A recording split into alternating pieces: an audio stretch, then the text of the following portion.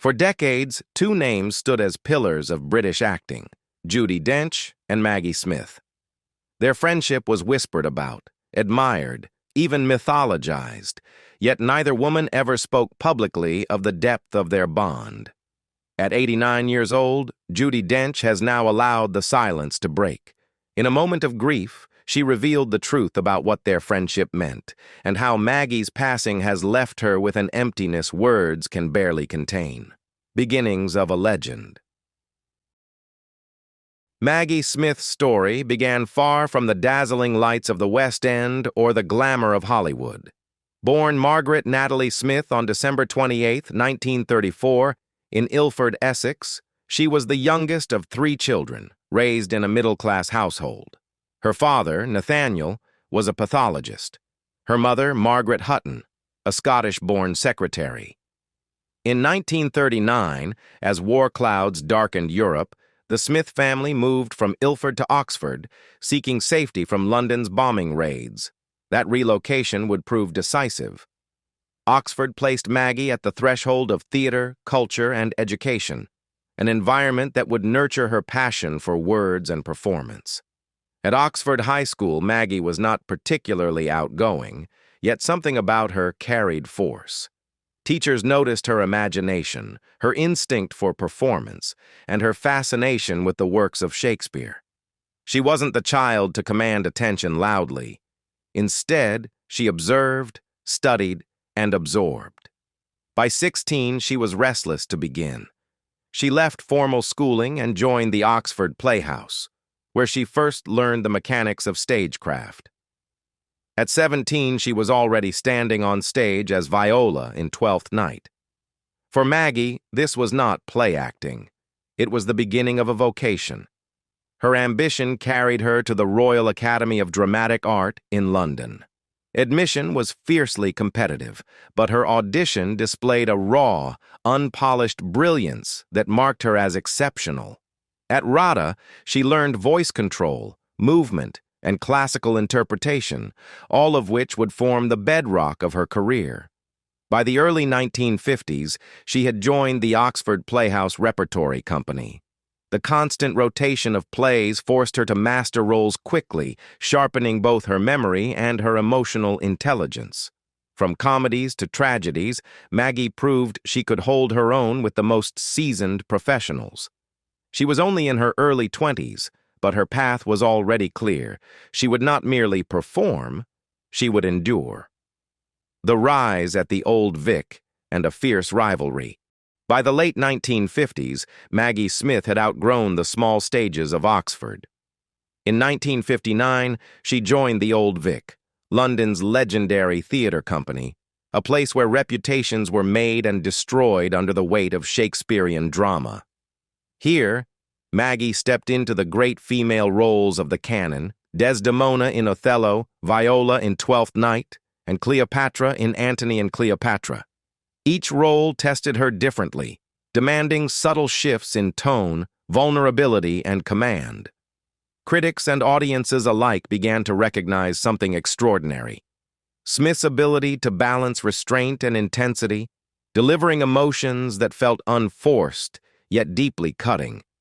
Her time at the Old Vic also drew her into the orbit of Laurence Olivier, Britain's most celebrated actor of the time and the founding director of the newly created National Theatre Company.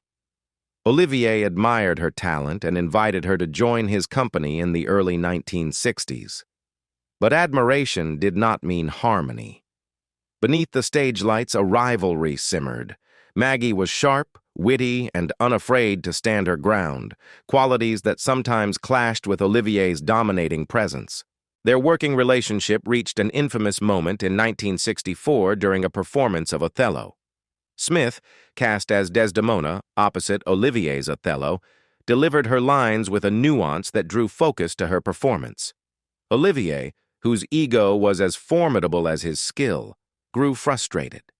In one heated moment on stage, he slapped her, not part of the script, but a genuine outburst. Years later, Smith would recall the incident on the Graham Norton show with her trademark dry humor. But behind the laughter was the reality of a young actress battling for her place in a world ruled by larger-than-life men. Despite this clash, she continued to work under Olivier in productions such as The Master Builder and Much Ado About Nothing. Their dynamic was volatile but creatively electric, Olivier pushing boundaries, Smith refusing to be overshadowed. The friction, though painful, honed her resilience and sharpened her craft. She emerged from the National Theater not just as a promising talent, but as a formidable actress with her own distinctive voice. Breakthrough in film and Hollywood recognition.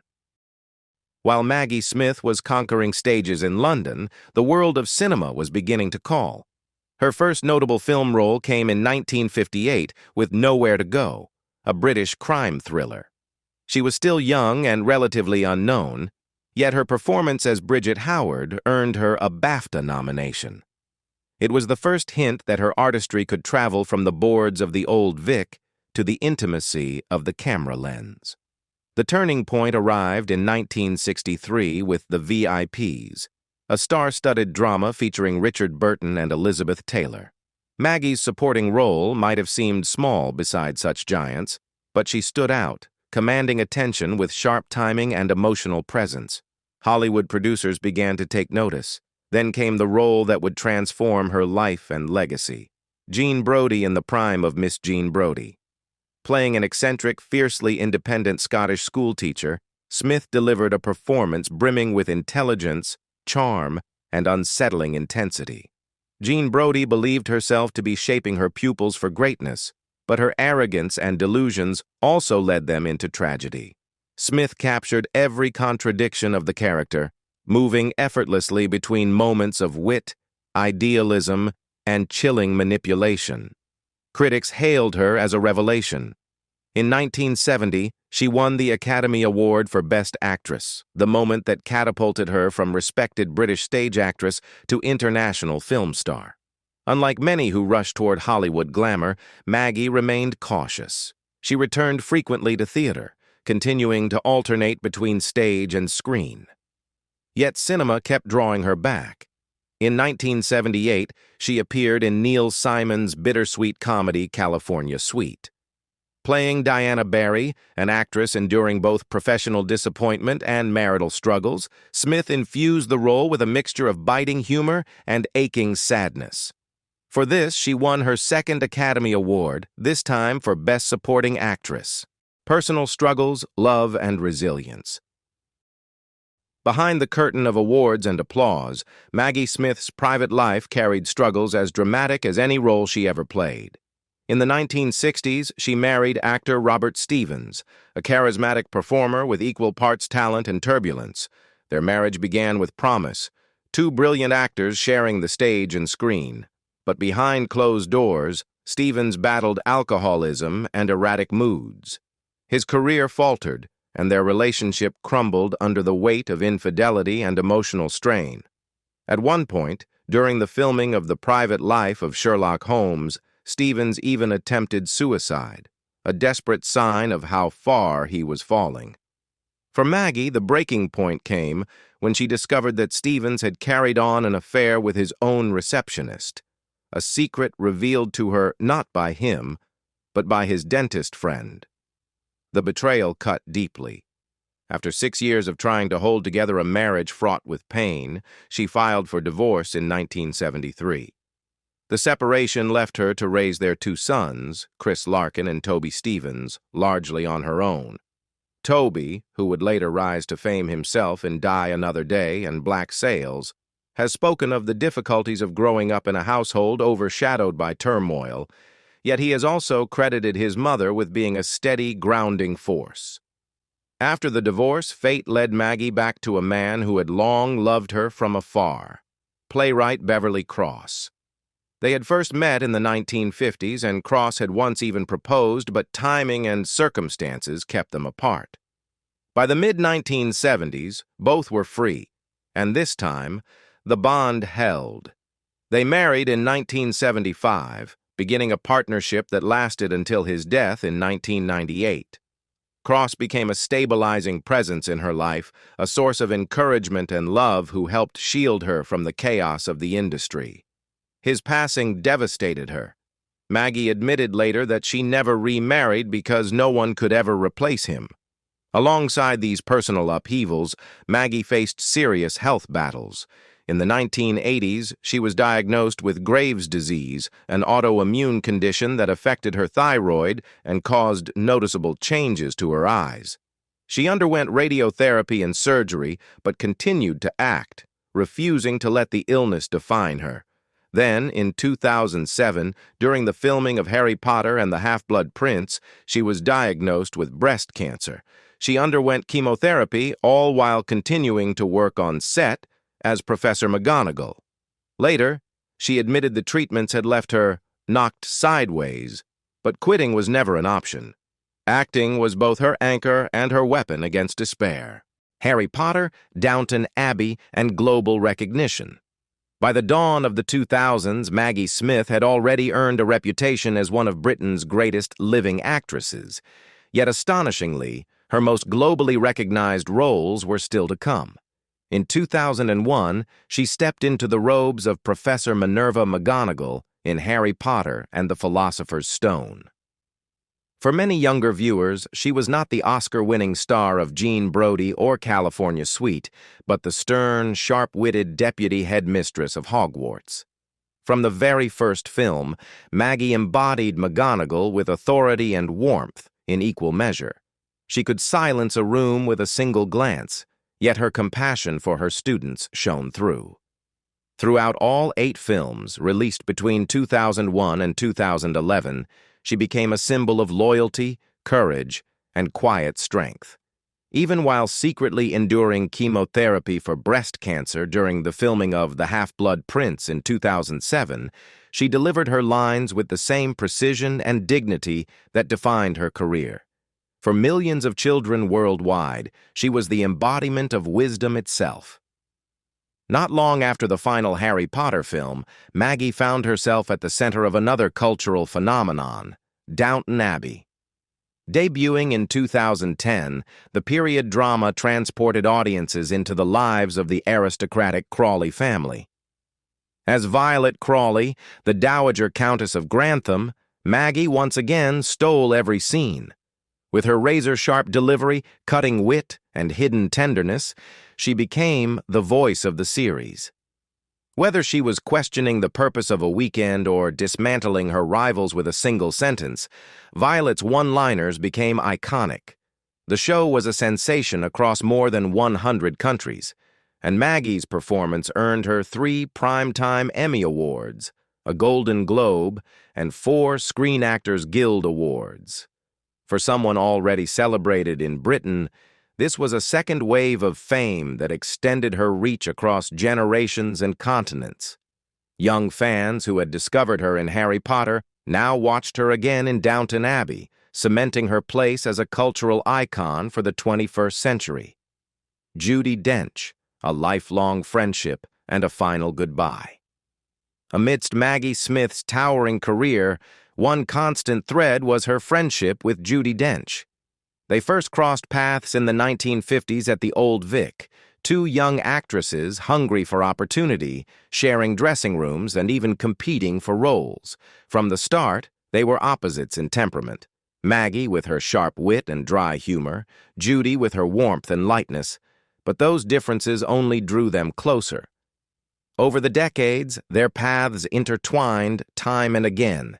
In film, they played side by side in A Room with a View, Tea with Mussolini, Ladies in Lavender, and The Best Exotic Marigold Hotel. On stage, they captivated audiences in David Hare's play The Breath of Life in London from 2002 to 2003.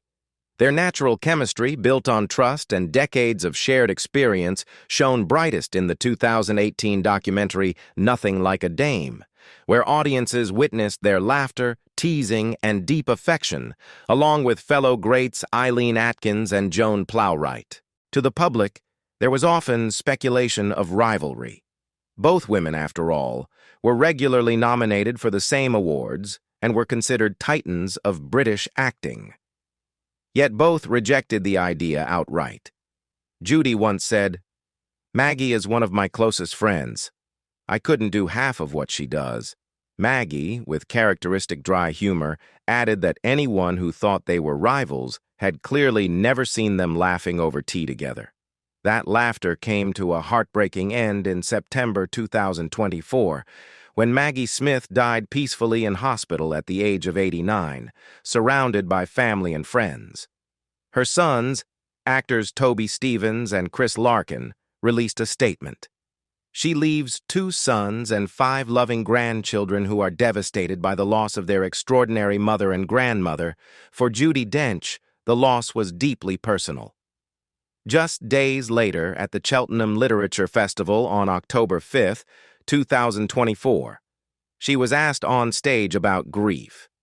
Dench had once described grief as being like petrol, an energy that fuels you. But when she tried to answer, her voice broke. "I suppose because the energy that's created by grief," she began, before trailing off in tears. The audience fell silent, witnessing the rawness of her mourning. Later, Judi revealed her most intimate tribute. At her home in Surrey, she maintains a private forest where she plants trees in memory of departed friends. Alan Rickman, Helen McCrory, Natasha Richardson, Stephen Sondheim, all are remembered there. For Maggie, she planted a crab apple tree. On the day of the funeral, her gardener brought her a single crab apple from the tree. Judi carried it in her pocket throughout the service. "It was a very nice thing to have," she said quietly. That small fruit, held close to her heart, was her way of keeping Maggie with her one last time. Their friendship had spanned more than 6 decades. It survived the storms of fame, illness, and personal tragedy. And in Judi's grief, the world saw not just the death of a legendary actress, but the breaking of a bond that had defined an era of British theater and film. Their story is one of brilliance, loyalty, and heartbreaking loss. Maggie Smith gave the world unforgettable performances, but perhaps her greatest role was the friend she became to Judi Dench. Now, Judi carries that memory with her, quietly, tenderly, in the forest she has grown for those she has loved and lost. What's your favorite Maggie Smith performance, and how do you remember her best? Share your thoughts in the comments, and don't forget to like and subscribe for more stories like this.